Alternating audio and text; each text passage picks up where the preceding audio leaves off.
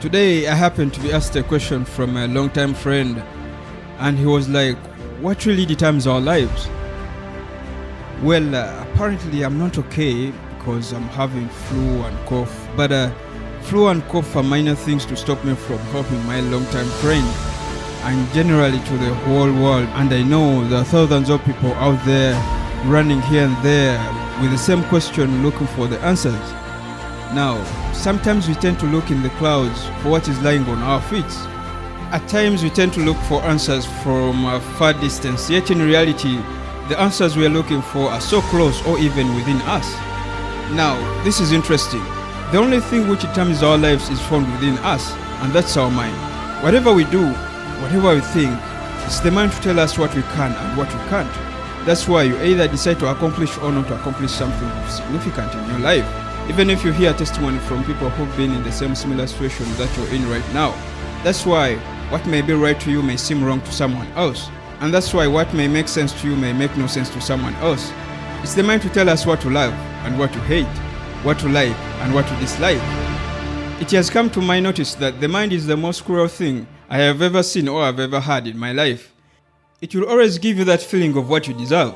And if you're not determined enough to chase and work for that feeling, the same mind will then create fear within you by making you visualize false imagination, how people will laugh at you, mock you, and you will not progress.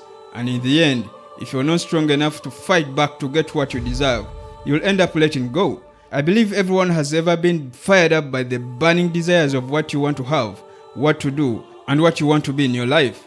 By this, I mean that moment when you feel like this is it, this is the time, this is the year, and nothing's going to stop me. And very fast you pull out your phone, set the alarm so that you wake up on time. And after about 4 or 5 hours, the alarm starts buzzing just as you asked it to do. And that's one thing I know about an alarm. It will never disappoint. But guess what? You'll find someone snoozing it, as if it's not you who set it. It's really funny that some will even get angry and switch off the phone because it's interrupting their sleep. This happens for not 5, not 4, not 3, not 2, but only one reason. Interestingly, the reason is a question. Did you mean it? Did you mean it when you say that this is it? When you say that this is the time? When you say that this is the moment? When you say that this is the year? There is this famous quote which says, we can't get where we dream of being tomorrow unless we change our thinking today. The moment you snooze that alarm, it's a confirmation that you're not ready to change your life. The moment you suffocate that alarm with a pillow blanket, you're suffocating your destiny. The moment you become angry when the alarm set by yourself start buzzing, you're creating a big gap between you and your success. What could be attained in 6 months or 1 year, it will distance itself from you up to 10 years or even more. And if you stop that alarm so that you can continue sleeping, it means you've buried all opportunities and possibilities which can change your life.